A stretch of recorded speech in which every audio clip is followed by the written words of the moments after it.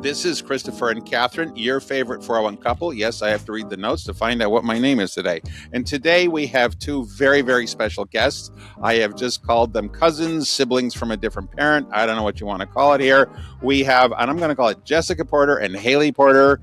You share a last name, but you're not siblings, right? Okay. Better known as our good friends or our best new friends, the 401k girls. All right. Now, before we start, we said they're not actually sisters, all right? Now, Jessica and Hayley are leading voices for women in finance, creating approachable, real-world conversations about 401ks. We know how hard that is. Financial confidence, okay, and the future of the retirement industry. So today's episode is broken into two parts. Their perspective is women in finance, covering money, retirement education, and what they see plan sponsors and participants struggling with the most. The future of the industry, including 2026 trends, technology, and the growing role of AI, will be our second part. Katherine?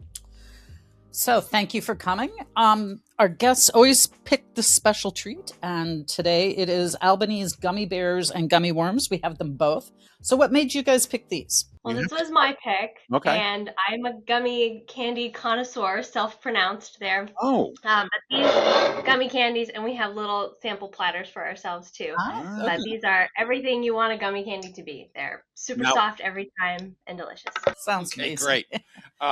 Lightning round. So the fun stuff, yeah. The fun stuff to begin with. A little opener here.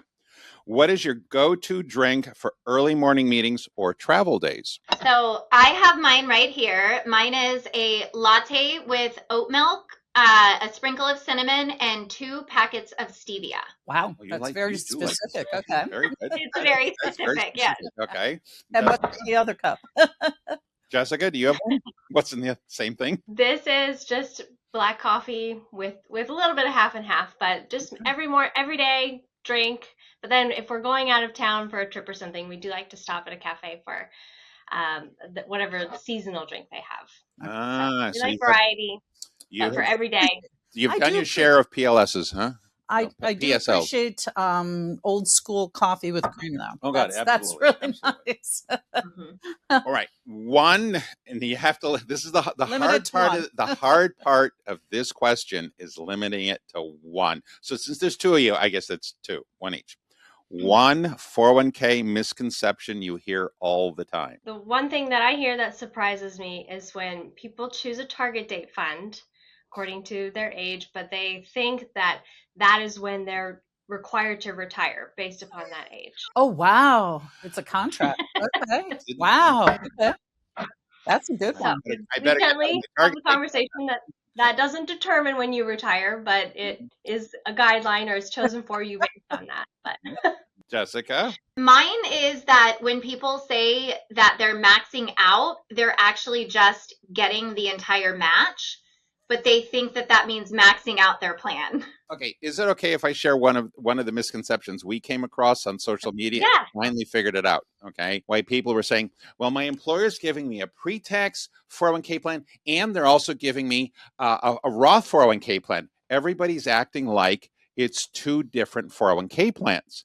And then because we don't do IRAs, it finally dawned on me, oh, IRAs are separate. You have a pre-tax IRA and you have a Roth IRA, but you have one 401k plan. And yes, I answered your quiz. I know you can have multiple 401k plans. Different story. Good job. So most common question participants ask that surprises you. I think my big one is they don't know what happens to their money if they leave the company. I think people get really confused that it actually is their money in most cases and that they get to kind of take it with them or do anything they want with it. A lot of people think if I put it in here and then it just disappears if I'm not with the company anymore. Wow. Okay. Wow. Okay. And? I wouldn't say it's surprising necessarily, but the most common question is, am I doing the right thing? I think a lot of people get onboarded quickly through their company and they just click the buttons to get enrolled and then they don't think about it anymore, or they don't know what resources are available to them, so they just let it ride, but it's not necessarily maxed out or doing what's best for them. But somebody who's even asking the question, am I doing it right? I think they're in the top 90th percentile. They're a little bit curious. They're trying to pay attention a little bit. That's actually a Yeah. really good question. And then an additional, what hobby or fun fact people would be surprised to learn about either of you? So I chose to talk about a hobby, and me and my husband like to go on bike rides. I don't say cycling because that's a whole nother thing that's more intense than we'll ever do. But we go on bike rides, and we always like to have a destination like a cafe or a brewery or something. Not just a circle, but a destination to come back to. And if it ends in golfing, even better.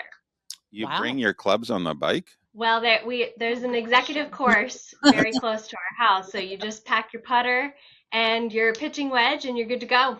It's not a lot of weight then. Wow. Okay. All right. Wow. Okay. Cool. Mine is actually could be fun fact and a hobby, but my husband and I love taking big road trips.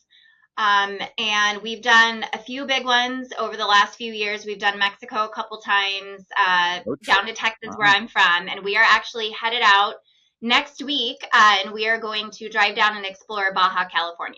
Oh my. Wow.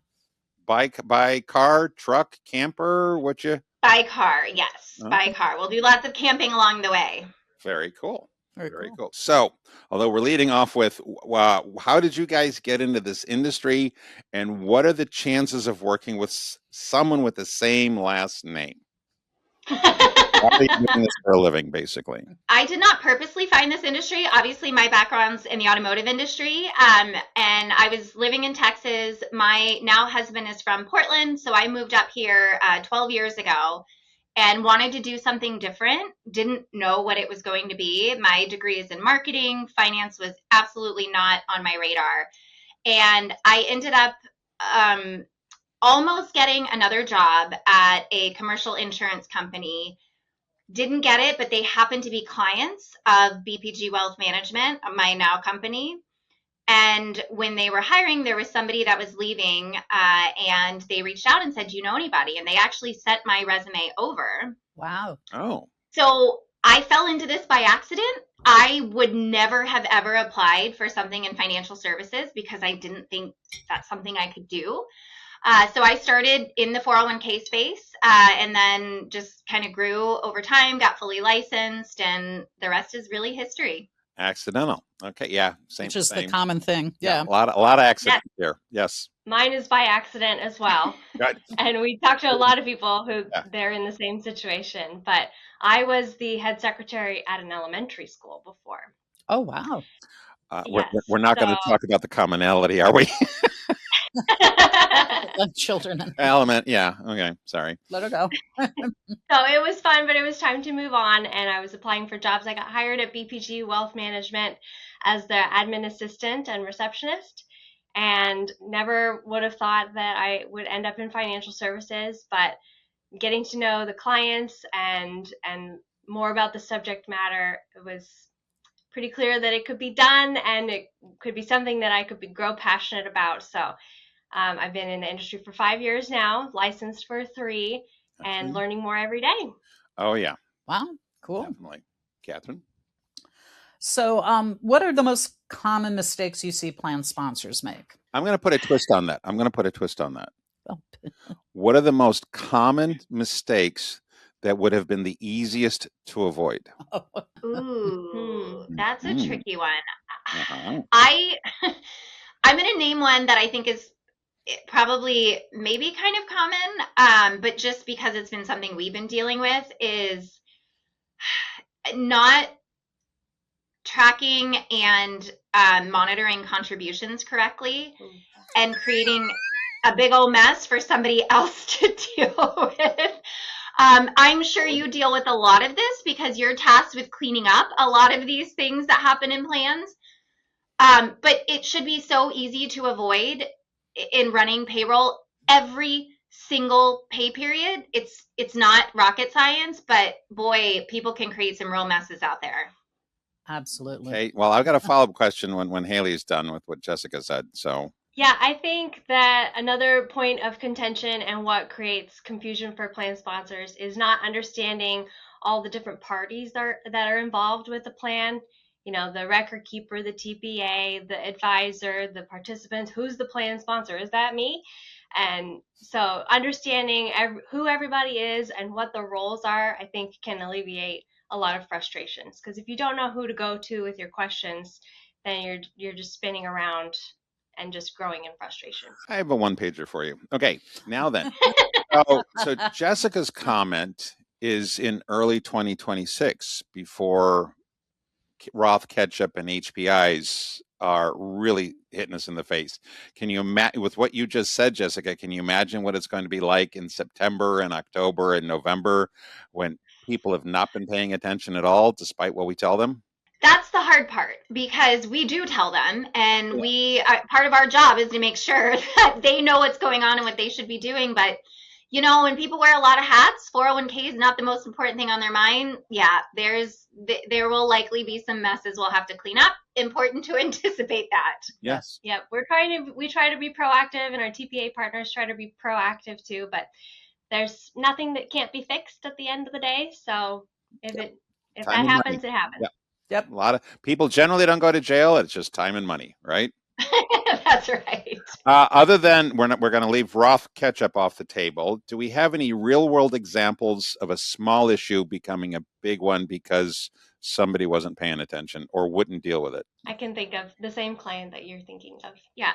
Recently, when the plan sponsor was going to upload contributions, rather than electing safe harbor match, they were electing employer match. And so it affected vesting for a lot of people.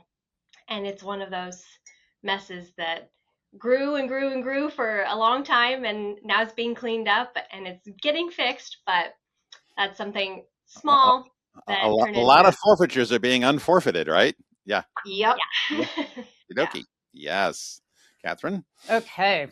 Fantastic. Okay, so now we're just going to go into the segment of women education and industry advocacy. So you guys launched your own podcast, the 401k Girls. What inspired you to take that step? So I think for us, so I again have been working on the retirement plan side of our business for 11 plus years.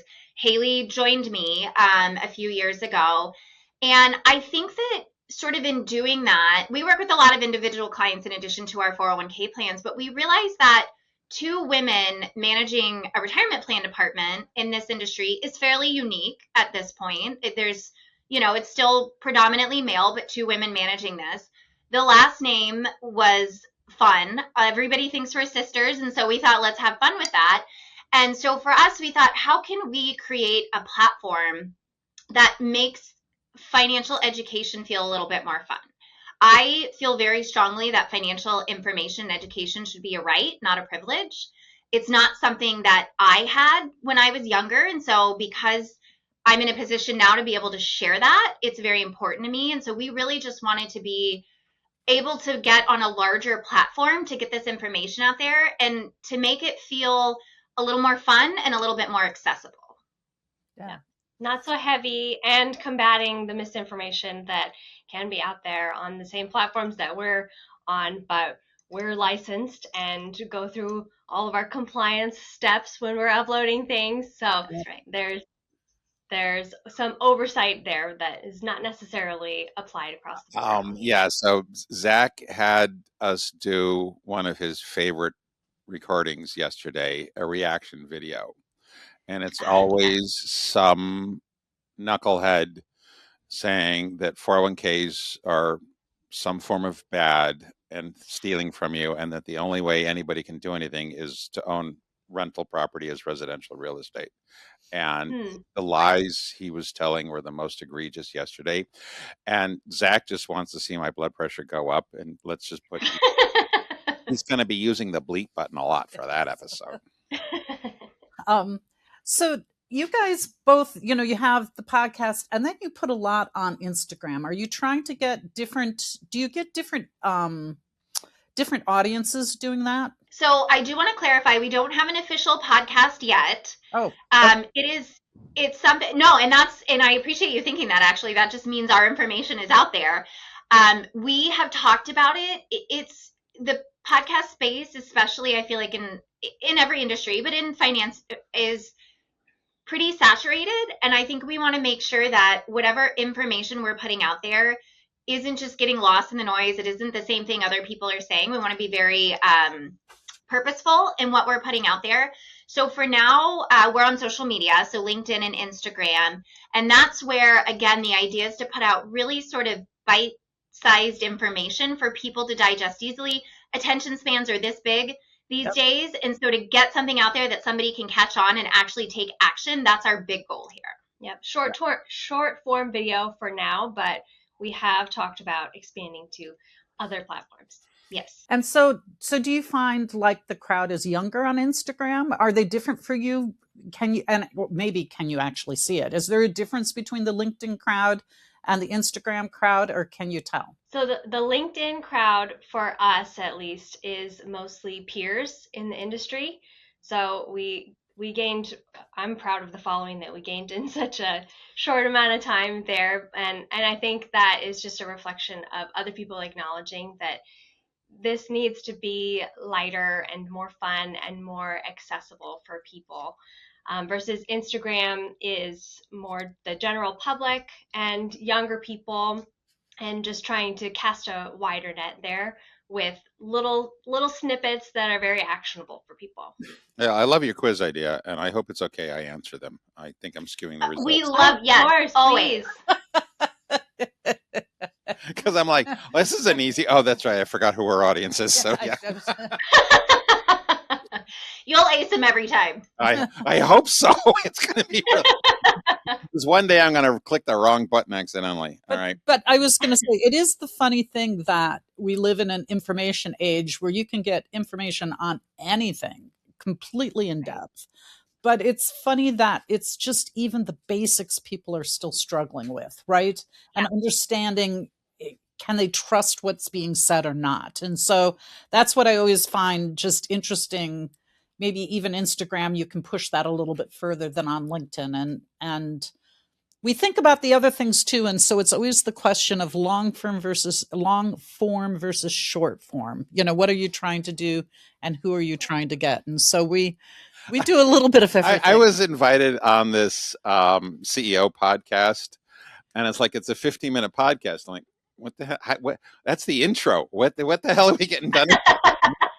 So in talking about misconceptions and lack of understanding, which I think we've set the groundwork for, okay, or that you established is out there. What is the one thing that you wish people would talk to you about and you wish people would ask you about but don't? This is where you get to talk about what you want to be talking about, but nobody will talk to you about or ask you about. I'll kick that off. I think that debt payoff is obviously a huge problem, and lots of people struggle with coming up with dollars to feel like they're making momentum. And so because there's so much shame around debt and consumer debt, and those feelings are ingrained in us, I think, and it makes it really hard to have those conversations. So it's completely valid that more people are, we don't get a ton of people coming to us with those questions, but we wish that they would, so we can help them. And it's probably impacting how much they're saving for their retirement then is the exactly downside, right? But I'd say some of that how much of that barrier do you feel that I think a lot of people think they can't talk to a financial advisor until they have a certain amount of money? And so if I have debt and I don't have a lot of savings and I can't invest that much, then I really can't talk to a financial advisor. And I'd say even sometimes financial advisors do kind of project the idea that until you have $500,000, I don't work with people underneath that, that level. And so how much do you feel like you're coming up on that perception of I can't talk to you until I have a lot of money? I think that's true. I think, again, I'll kind of piggyback on what Hayley said. For me, I try and be very open about my journey because in my early 20s, I made a ton of mistakes. I had so much debt, credit card, I had student loans, and I worked really hard to get out of it. But it is something that people don't want to talk about. It feels very embarrassing. It feels shameful. So being very open and telling people it's okay, this happens, right? Like the most important thing is to acknowledge it and to get past it. And I think there is a misconception, or maybe not totally, because to your point, Katherine, a lot of advisors do have higher minimums. But to me, how do you get to $500,000 without somebody telling you what to do? And so we worked really hard to structure the services we offer to be able to help people in certain ways to get out of debt or to start saving or to figure out where they should even start, 401k versus Roth versus where does my income go? Because again, I could never get to the point that I am now without being in the industry. And it just feels like such a gap where I only will work with you if you're at a certain point. Well, who's going to help them get to that point? Right. So where do you think traditional retirement education misses the mark for women and diverse employee populations? What can be done better? I'll start because I have some feelings on this. Please, I think place. I think to me, a lot of times we have conversations with clients and look, as advisors, we're always consulting from the numbers point first, right? What makes sense numbers wise? We're going to calculate that. We're going to tell you, but we also recognize that's not the whole thing that goes into decisions. Money is very emotional. The decisions you make are very emotional. They're very much based on how you grew up and what kind of debt you were in and how you were raised and the money situation that you were in and what your parents and I think Well, exactly. And so I think women especially are really looking for somebody to listen and to understand what feelings are going into making those decisions rather than having somebody just tell them, hey, here's what you should do.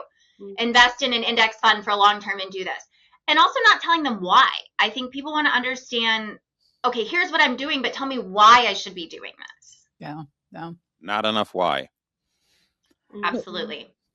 And one of the interesting things I think too is that when I look back at when I was young, a lot of the women who were the moms didn't work outside the home. And if they did, they were teachers or nurses, and they were in retirement schemes that were very well determined, right? And there weren't even a lot of there weren't 401k plans then either. No. But people now going through now, they might actually have a mom who knows something because she's worked, but that whole kind of casual conversation about money, a lot of people have never had good people to talk to, because the people that were raising them either didn't have jobs outside of the home or maybe even living paycheck to paycheck was actually an accomplishment, right? So those folks, even as you start to make more money and can make more decisions, still have that all kind of in the back of their head, that this is a topic that isn't my topic, it's outside. I just put two and two together. I graduated from college before somebody had found the concept of a 401k plan. Okay. No. Yeah. Thanks, Jessica. I'm really old. I appreciate that. Sorry, I'm the elder 401k girl. I shouldn't laugh. You want to talk about Medicare supplements? We can do that too. All right. We don't have to. No, it just dawned on me, like, so even though, so I guess maybe a little bit of a counterpoint. Okay. So from your viewpoint, from where you are now, people are really far behind. Or there's so much missing education. Okay, I remember when I was I was in high school when it was made legal for a woman to have her own checking account without her husband's permission. Okay, so in my lifetime we've gone from so there's progress, but it's not enough. And I don't know if this makes sense on the podcast or not, but I'm just realizing how bad it was during the memory of my lifetime. I mean, so it sucks now, but it was worse. Better. We have more options. Yeah. So all right. Okay. Let's focus. Let's have a little bit of a forward look here. Okay. And then, so 2026 outlook, industry shifts and technology. Okay. You guys are not tech adverse. You're on social media. All right. What excites you most about heading into 2026? And if you say HPI, you're lying. I'm excited, and I know the topic of AI has been talked about by everybody all the time. I'm excited that those tools exist in a way that frees up our time to spend more time with our clients, getting to know them, and that frees up, I think, the brain space to come up with more creative solutions with them or for them, and walk with them even closer to achieving their goals. So you're seeing AI as a net positive for the work you're wanting to do with potential clients and current clients. Is Yes, that a fair statement? absolutely. Okay. Yes. Now then, this next question is not investment advice. Okay. Although Okay. no. I mean, no. We're not asking you to give investment advice. I don't think. Okay. I don't think Okay. we Although, have yet. So well, maybe no. we Just the way it's written here. So, Okay. what concerns or cautions do you see for plan sponsors going forward? I mean, to me, and we touched on this a little bit earlier about, the Roth catch up and long-term part-time employees and all of that. I think there's just so many compliance changes. There's so many moving pieces. And that's part of, I think, why we love what we do, because it's not the same all the time, right? There are so many things that are changing. We're constantly learning. But as a plan sponsor, when that's not your main job, trying to stay on top of that and make sure that your plan is always in good order, always, well within compliance, can be really difficult. And I also think it's really tricky when these changes come out, but there's no guidance on how to actually implement. Oh, you are new to this. No, you're speaking to the choir. No, Yeah, but no. I mean, I'm still waiting. Sorry, forget. You hit a nerve. Okay, nails on it. I get it. Okay, we're still waiting for guidance from Secure 1.0. Mm-hmm. but we've come Yeah. up with ways Well, of dealing things. and right. and now we're hearing rumors of 3.0. I'm like, oh god. So yeah. It's so tough. Yeah. So what I'm hearing from this, okay, is the bandwidth issue, and I guess the concern to put in a concern thing, if it's all right if I say it like this, is that if we're telling them to do something, how do I say this better? I mean, you're very busy. We understand that. You really don't want to pay attention to this, but if we're telling you to do something, this is what you hired us for, and this is the part you have to pay attention to. This isn't marketing. This isn't fluff. This is the 43 seconds that you actually have to pay attention to something and have somebody look at it. Is that because I'm trying? You see, we do a podcast so that I can learn how to do stuff better. Okay, this is all about me. Okay, because I'm trying to figure out how we're going to shape our messages going forward. So that's why I'm trying to make sure I'm understanding, because you're coming up with some really great ideas that we're going to have to share with people. Yeah. You absolutely hit the nail on the head. It is, you can yell as much as you want into the void, but if nobody's listening, it becomes really difficult. Truthfully, and this is kind of silly and simple, but I feel like where we've seen a lot of people going, oh, okay, I should take notice to that, is literally sending an email that says urgent in the subject line and putting what they need to do in bold, in red, and underline, and saying, we need to meet to talk about this. Give us 15 minutes. Those are the things, because you're getting 1,000 emails a day. Right. But if you get something that says, exclamation point, we need to talk about this right now, your plan is not compliant, this is going to be an issue for you. Truthfully, again, as silly as it is, those are the things where people are like, oh, okay, I got it. Like, this is bold and red. I need to pay attention to this. I think attention is really hard, right? And you had to do it with a hammer. So Katherine, as CFO, has found out one way to get people's attention is to put the notice on a bill. Oh, that's brilliant. That they read sometimes. I'm glad this is at the end of the podcast. Right? Why? So our clients don't. No, it's not the reason for the bill. It's, but no, my belief is a bill is a very concise amount of information, and people are used to seeing it versus all the stuff that we send out that's long and different looking. They know how to read bills, and then they act on them. So well, can we spend a little bit more time on AI? Since I mean, you're not using caricatures on your LinkedIn posts. I'm presuming that's a real background. It's not an AI generated background. It's a real sign. You're not holograms. Okay. So Or they're amazing ones. Oh, they're really good. I'm really And fingers. jealous. Yeah, we got all our fingers. It's got to be really tough if you're actually one of the few people that has 6 fingers in life. Oh, no. AI. No, I'm not. I didn't think about that. You know, yeah. Wow. There used to be a guy at the gas station we used to go to. He had 12, but anyways. Okay. So Moving on.